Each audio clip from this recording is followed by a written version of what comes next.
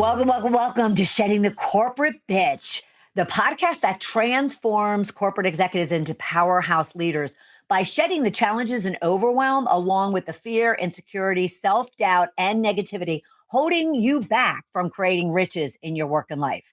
My name is Bernadette of Ball of Fire Coaching, and today our guest will address a key question when it comes to leadership, since we are all indeed leaders within our work and life. So the question is, how do you do better? And what kind of leader do you want to be?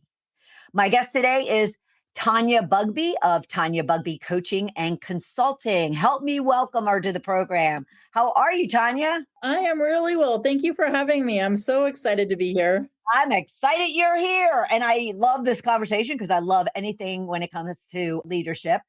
But before we get into all of that, help me and our listeners and viewers really learn about you and what you're all about. Well, I've been coaching now about, 10 years. I live in San Diego. I have two amazing adult daughters. One just decided to have a baby. So I cannot believe I'm saying the word grandmother, but it's like, and what the when did that happen? But she's amazing, stole my heart. I've been in the corporate world. I've been a corporate trainer for Jenny Craig. I've for a boat building company. I was a purchasing agent. I've also owned my own businesses. And where my passion has landed me today is coaching. Why? Most of it is giving back. I remember, 20 years ago, I was going through a divorce. I was a real estate agent. My income was discretionary. So it was just kind of a hobby for me. And my ex, I was living in Texas. I was in Houston. My ex went to Maine, and don't want to sit here and bash, but that's what happened, and left me with two young daughters. And I remember my mother in San Francisco says, you got to come home. And my daughters, Texas was home for them at the time. You know, they're dancing and swimming and having boyfriends and girlfriends, and leaving at that time to go somewhere else was not what they wanted. And I wanted to honor and make this as easy as possible for them. So I stayed. Probably the only time I've listened to my mom is when she says, if you're going to stay there and you're going to be alone, you need a coach. And so I did. I hired a coach, got a great recommendation. My coach is my hero. I went from being at the bottom of the ladder with the real estate company to number 2. Oh, wow. And, I don't want to brag. And this still feels great to know that I made more money than the two of us ever made together and supported my children. I didn't get child support. So it was... There's no reason not to honor your riches, as I call them. So okay, great. And just my coach held my hand through days where I sat on the couch and couldn't move. And then, started to become a successful leader and business owner. And I give back now. I remember how scared I was. And so to do that for other people just fills my heart. Oh, that's awesome. And yes, I think any coach will say that, the give back is just absolutely awesome. So that's wonderful. And what a story. I mean, kudos to your mother. Kudos to your mother. Kudos that I listened to your mother. Always listen to your mother. Mine's gone, so I wish I could listen to my mother. But that's awesome. Now, what I'm interested to understand, based on what your mother kind of instructed you to do, what was her objective for telling you to get a coach? Was it professional? Was it personal? Was it a combination of both? What was she thinking about when she recommended you to get a coach? She was being coached at the time by a real estate coaching company, and my mother was a realtor as well. So she was just coming from her own experience, and she's super successful. That's nice. Yeah. So she was just, I'm doing it. You do it. She's setting the example for you and then having you do it. There's nothing better than that. How awesome is that?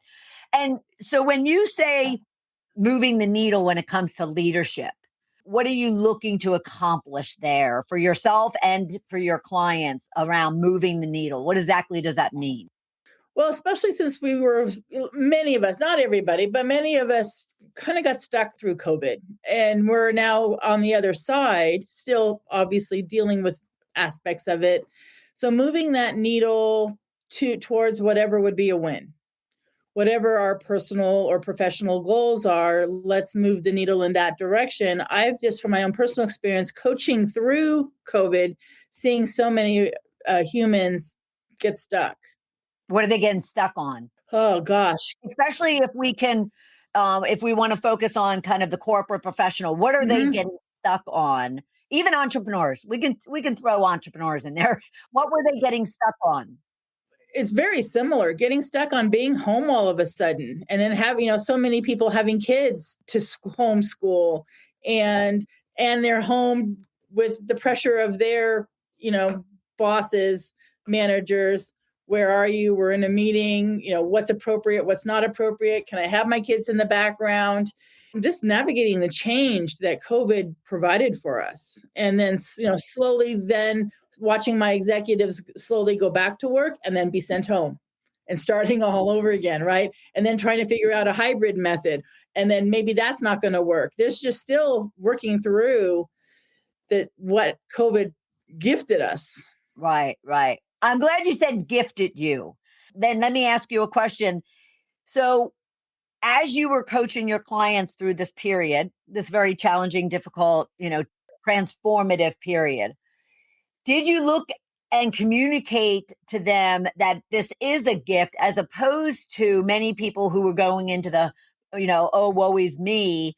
And therefore, that's just a spiral down, to the ugliness. Right. So, were you focused on making sure they're looking at, the wins, as you mentioned earlier, and the other things? Yes, absolutely. The number one thing to start our day is our mindset. And we can go into the, oh, woe is me and this is crap, and it's, in many ways it was, right? I mean, people were dying. My dad died of COVID during COVID. I'm so So sorry. that was not a gift. So I don't want to sound like I'm a unicorn. However, COVID did teach us so many positive things too, that we could work from home, that we could have a life work balance. Still, my executives are working on that life. I don't do work life. I want life and then work. But life work balance is still one of the major topics we coach on. But COVID was a gift for to be able to see the LA sky, because people weren't driving, was a Right, gift. Yeah. right. Meaning that there was the smog Right. disappeared and Right. yeah, yes. So that we could be home and raise our kids and work. We could. Maybe, it took a while to figure it out. None of that was a snap of the finger.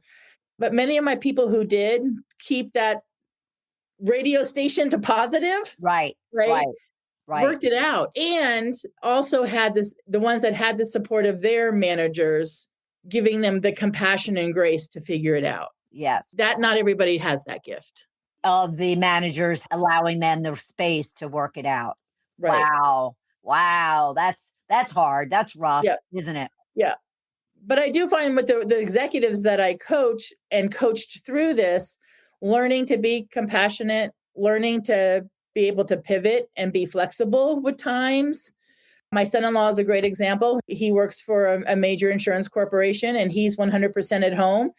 And he's so blessed with the flexibility now that they have a new baby, that as long as he gets his hours in, they don't care when he does it. 6 o'clock in the morning, take a 3-hour break in the afternoon, come back and work till 7, whatever you need, just get in your hours. And when I Right. hear that, it makes my heart sing. Absolutely. And I was blessed and gifted the fact that I've worked remote since 1997.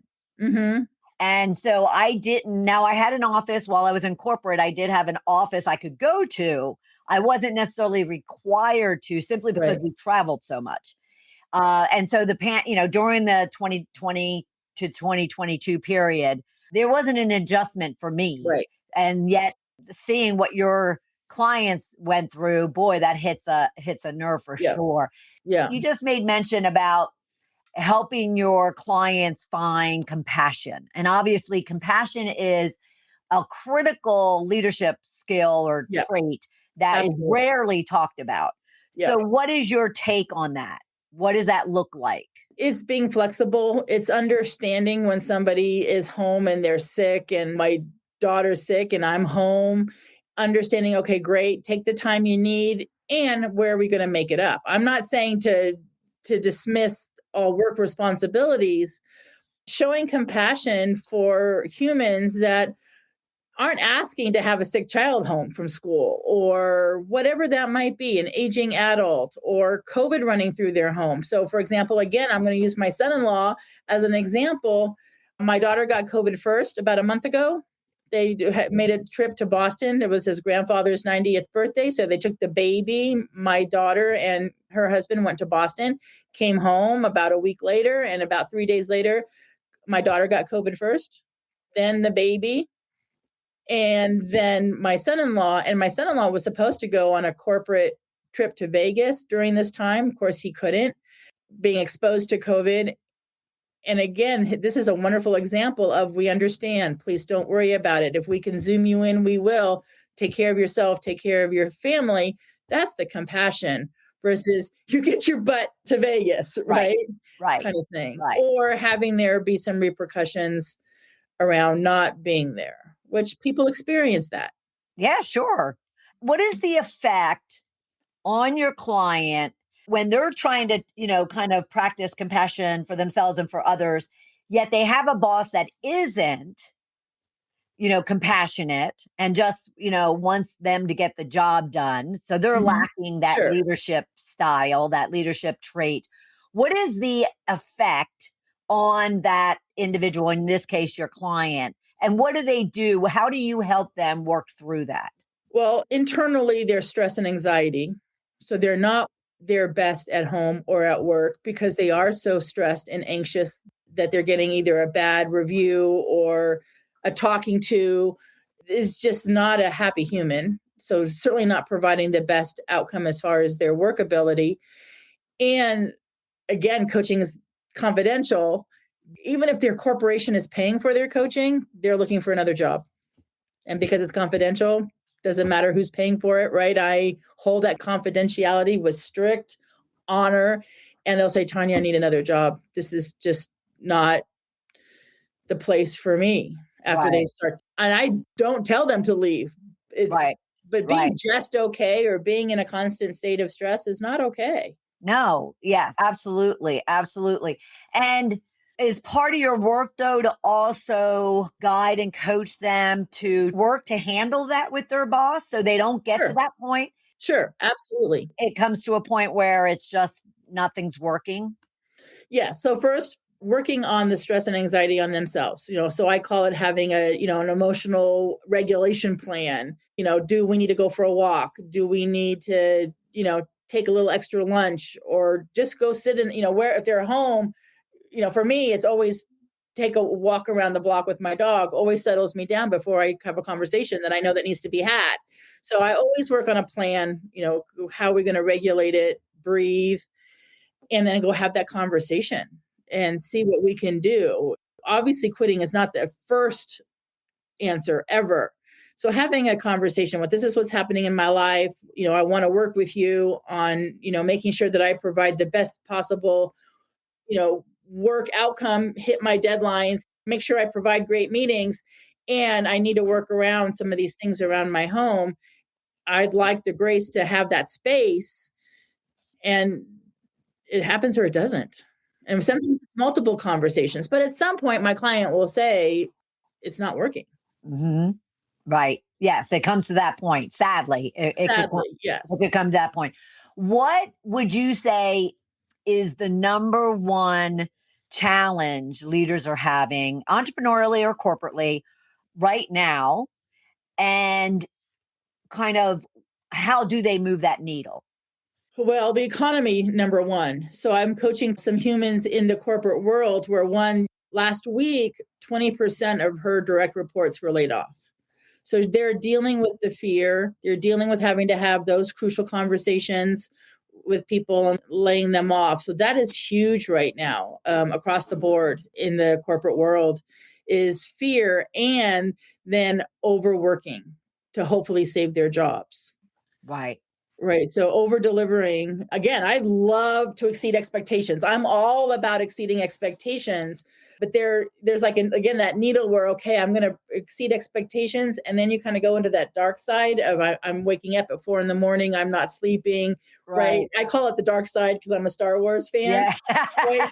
So there is the dark side of over delivering and over worrying. and finding that balance.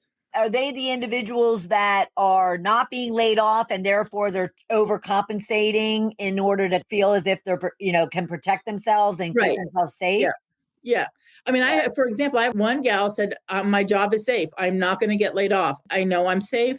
We've already been talked to. And about a month later, I get an SOS call, and I take SOS calls from my clients, and I call her back. She got laid off. Just was not expecting it. And that was in the medical field. So Right. that's big right now. Yeah. Because of the economy's driving layoffs. Yep. And the layoffs are driving the fear in the people obviously getting laid off because now they don't have any income, but also the people left behind or who still have a job because now they fear that they have to overwork and over deliver in order to protect themselves. But there is no guarantee of that either, right? Yeah, right. And then there's survivor guilt or the having to make those, like with my one gal who had to call 10 people and give them the news. That's emotionally draining. Right, right. All right. So I love that survivor guilt, but I want to break it into two things. So I was definitely one who suffered with survivor guilt many years ago in my late 20s. I happened to kind of ask for a transfer from one company in Florida to the sister company in Atlanta. And unbeknownst to me, there was a lot of rumors for like 10 years that the two of them would eventually merge. Mm-hmm. But it literally was going on for like 10 or 12 years. So I come up, and 3 months later, very similar, on my birthday, they announced that we are indeed merging. And I was going to be responsible for the merger and then laying off all of those people that were left behind. Yeah. And they too didn't use the word survivor guilt or whatever, but they were angry and bitter. And, venom was coming out of their cells when I went back, and I had to get them to help me and then only to lay them off. So survivor guilt is very palatable. And I haven't heard it about it in a long time. So I'm intrigued of what are your clients going through when it comes to survivor guilt, and how are their leaders helping them with that? Are they even recognizing it? Because I'll be honest with you, after that situation, and I've been through multiple layoffs while I was in corporate, I never heard a leader focusing on that for their people. I know that was a lot, but yeah, it was a lot. So there's two examples. So currently coaching two people going through this, two different scenarios where one company, her leaders aren't being supportive. So she said, I'd like to lay him off on a Monday. I don't want to lay him off on a Friday. And I could be remembering the dates wrong, but it was like, I feel like having them live through the weekend, not being able to call me or reach out. I'd rather wait till Monday so that I can provide resources and be there.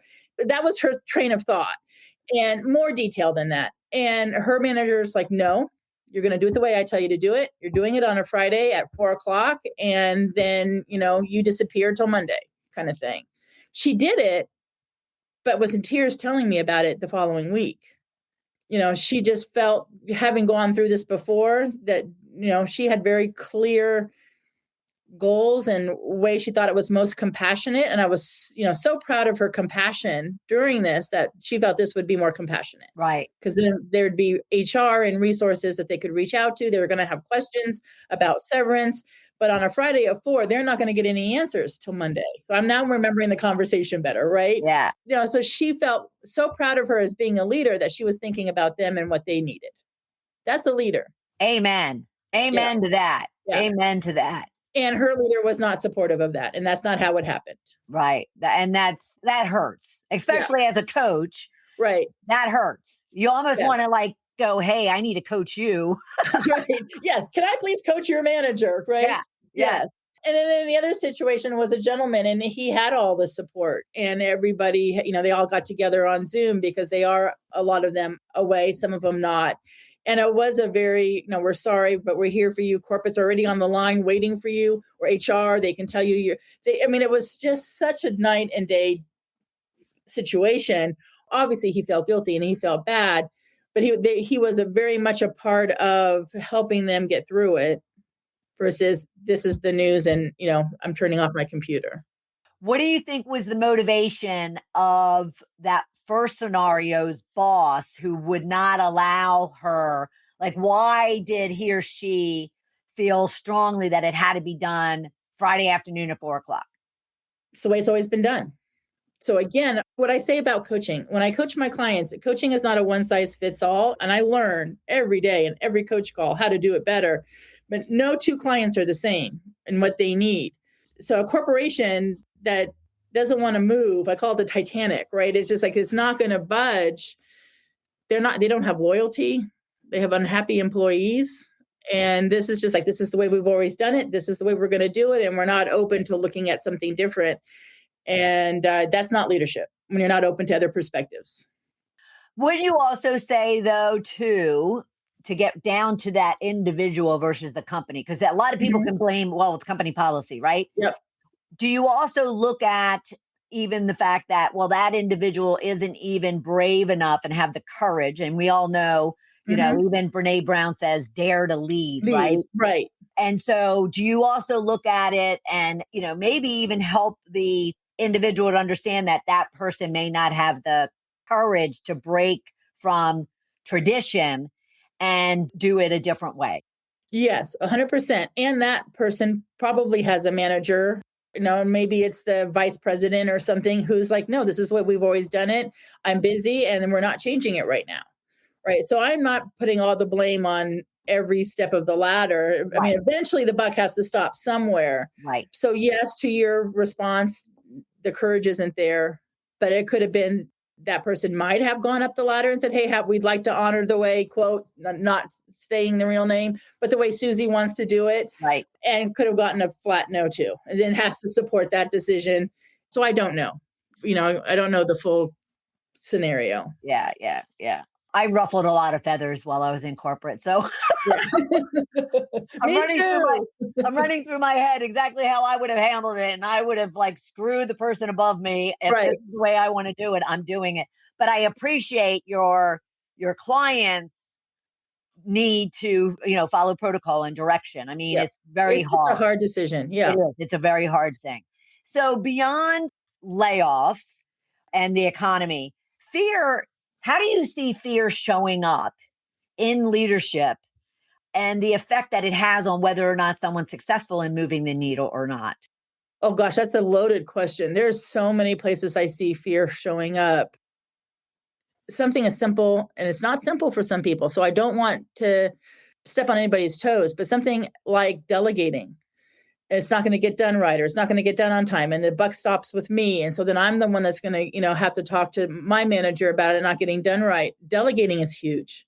So fear shows up in so many ways. Now, and wouldn't you say those scenarios you just painted really comes down to trust? Yeah. Do you find that there's not a lot of trust in the leaders that are I don't even like to call them leaders when they're not necessarily performing. Right. Leading. Yeah. Yeah.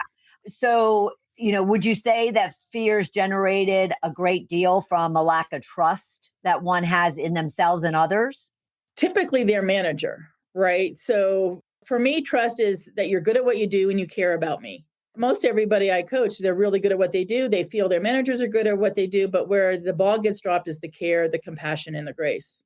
So for me, trust is, yeah, I want you to be good at what you do. You know, daddy didn't get you the position kind of thing, right? And then you care about me. Right. And if they don't feel the care is there, then yeah, the trust isn't really built. Why is there such a lack of caring and compassion when we are humans? Right. That's the old school way. Yeah. And I don't want to be gender specific, but it is the old school way. So when I coach, and it's not all the way across the board, but when I coach folks that are in older, well-established, been here forever corporations, to change that needle or to pivot the Titanic is painful. When I coach people in newer corporations, the compassion's there. Right. Because it's instilled from the get-go. Yeah.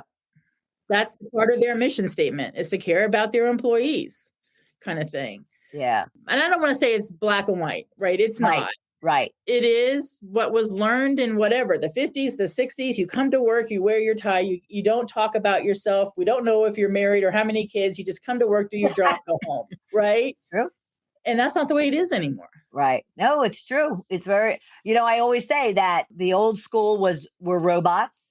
The Yeah. new school is what used the term multiple times, human. Right.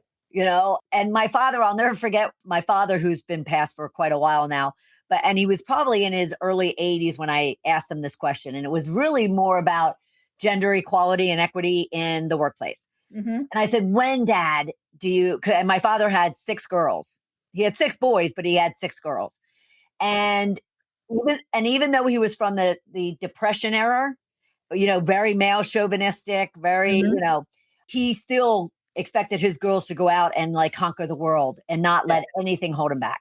So I said, Dad, when is it ever going to change? When is this needle, in your words, when is this needle ever going to move? And he's like, Bernadette, you need all the, excuse the not so politically correct, but he said, until all the white hair old men are dead and die, and gone.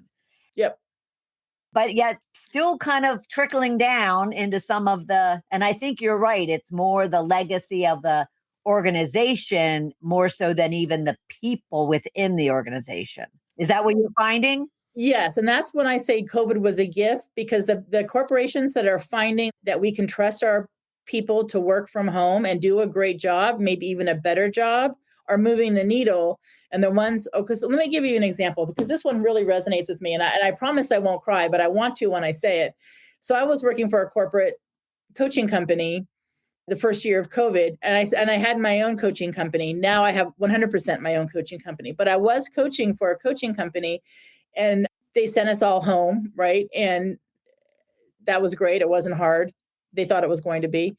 But right when we first got, the governor of California said you could go back to work, I remember getting on a Zoom call with the CEO, and there was about 223 employees on the Zoom call, and we had a lot of questions, and a lot of people were like, well, do we have to come back? And what's that going to look like? And they needed compassion. And I remember the CEO stood up straight and said, we have back to work orders, and back to work orders means come back to work. And if you're not here on Monday, you don't have a job.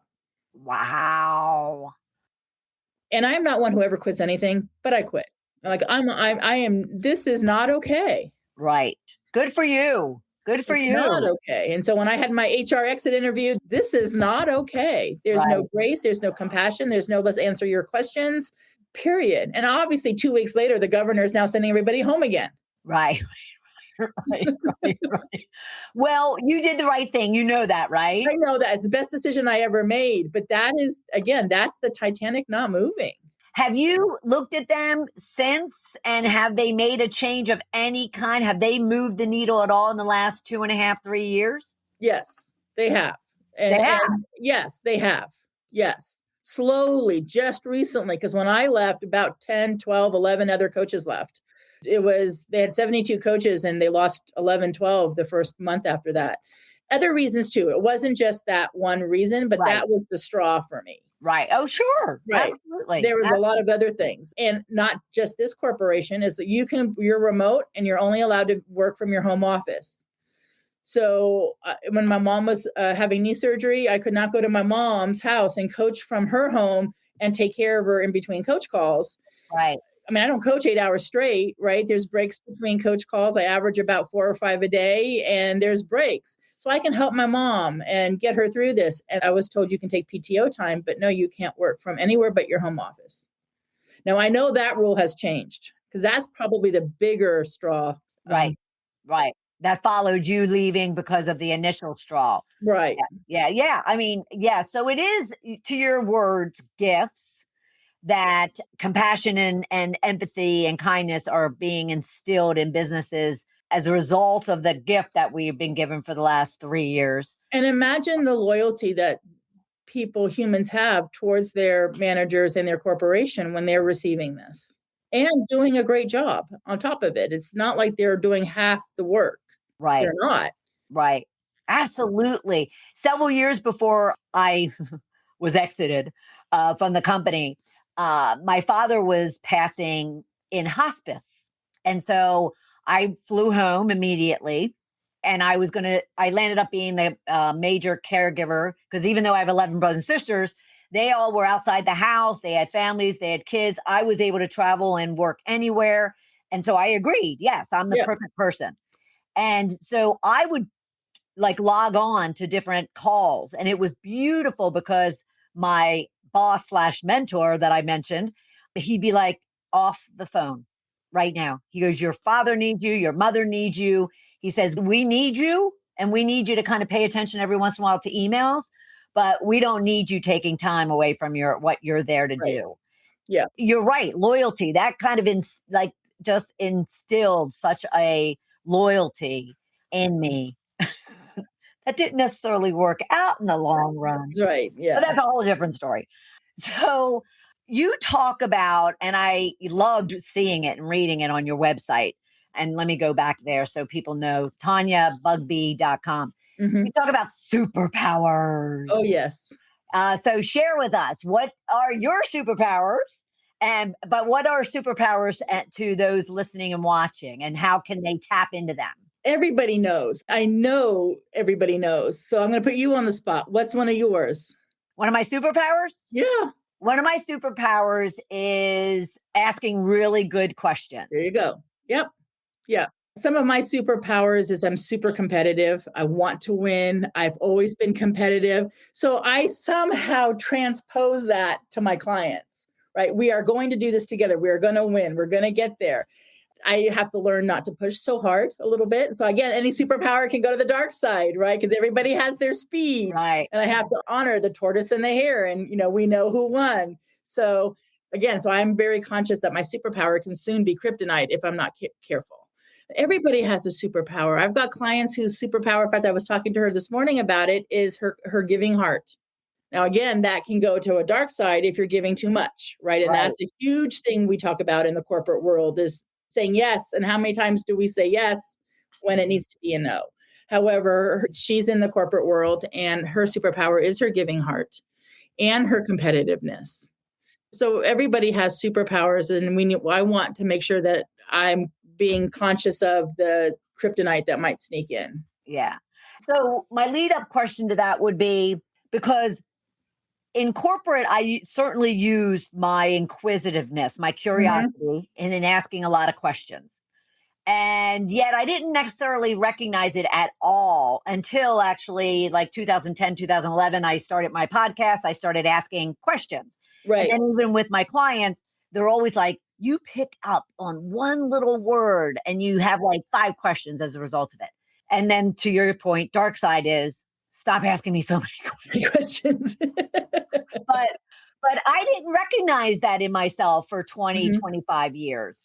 So what do you do to work with your clients so they actually do take a breath, take time, and really focus on what their superpowers are? It's exactly what you said, asking great questions. And typically what I do is ask them to tell me a story. So I love stories, right? And so tell me a story when you were most proud of, or tell me a story that you accomplished something that nobody thought you could do. And they'll tell me their stories. And I listen. And if it's around giving or competitiveness or organization or whatever it is, I can pick up on their superpowers. Or I say, go home and don't ask your spouse or your significant other. I want you to go ask your best friend, and you can ask a significant other. They're more powerful when it comes from a friend. What do you see my superpowers? And accept it, what they say. Why is that? Why is it better for a friend than kind of a lover or a partner or somebody at home? Because they're really good at the kryptonite. Oh. And it depends on the relation. It depends on the relationship. And I don't know yet how close they are, how connected they are. So if they're on the rocks, it might not be a good one. No. I love that. I love that. Yes, but you're as right. humans, we're really good at knowing what our flaws are. Right.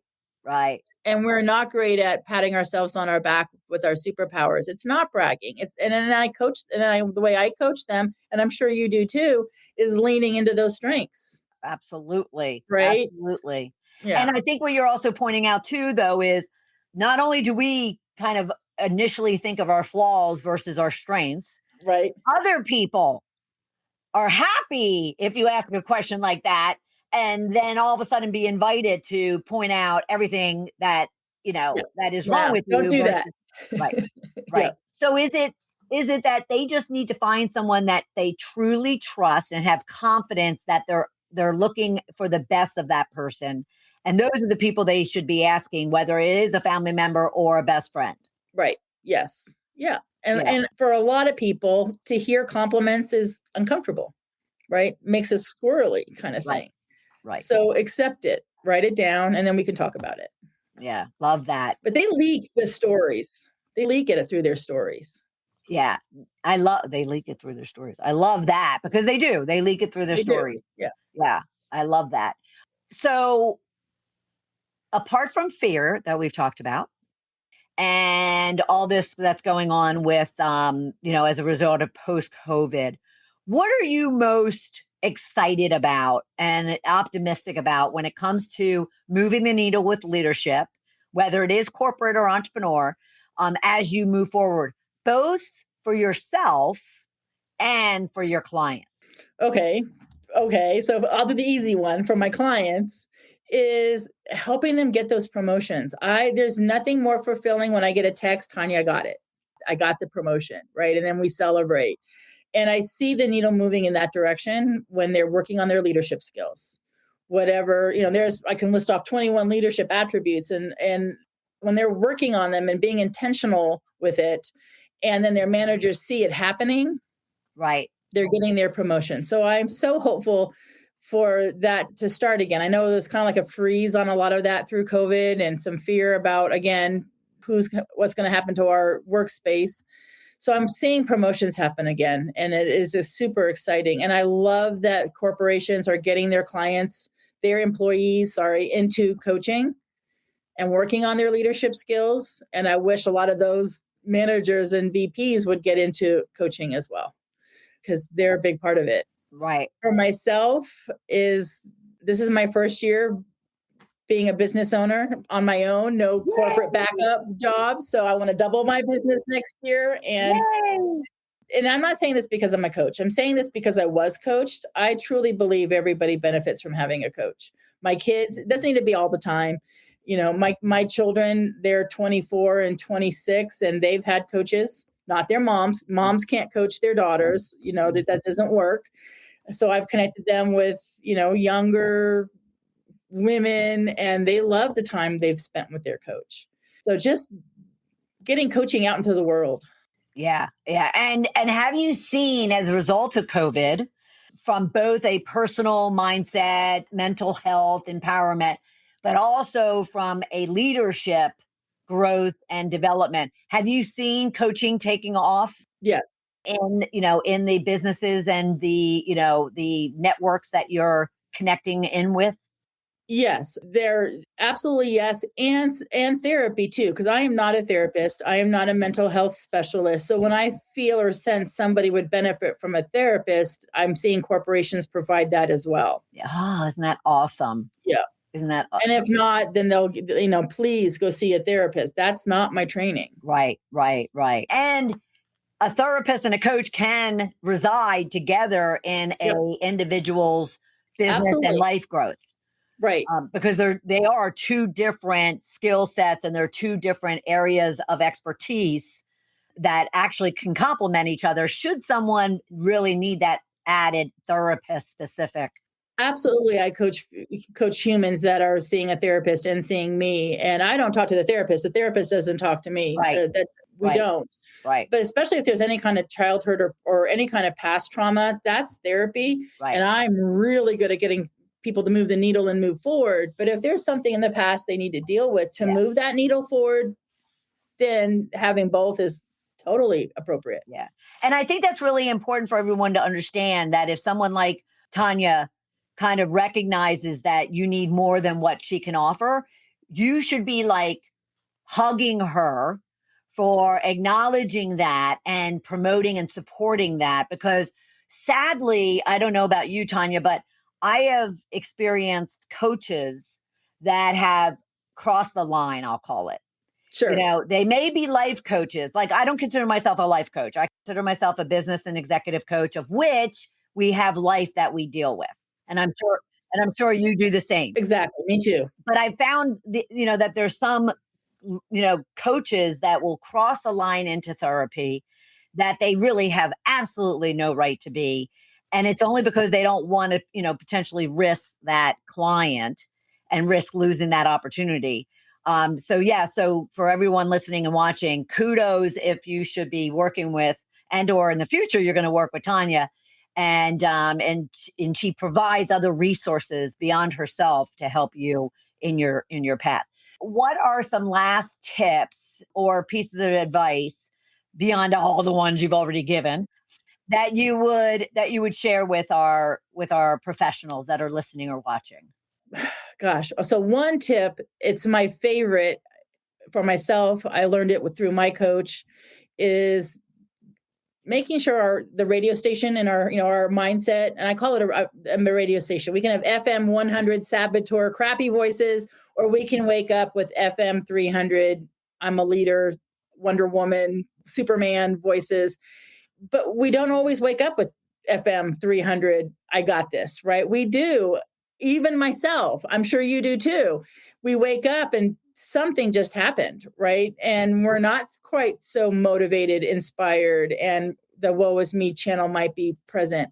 So my biggest tip is making sure that the radio station is tuned in. So whatever, and again, coaching is not a one size fits all. So finding your own method, if it's listening to a podcast, if it's exercising, if it's affirmations, journaling, but recognizing where our radio station is tuned into. And if it's not that FM 300, then what's the plan to get there so that we do have a great day and move the needle?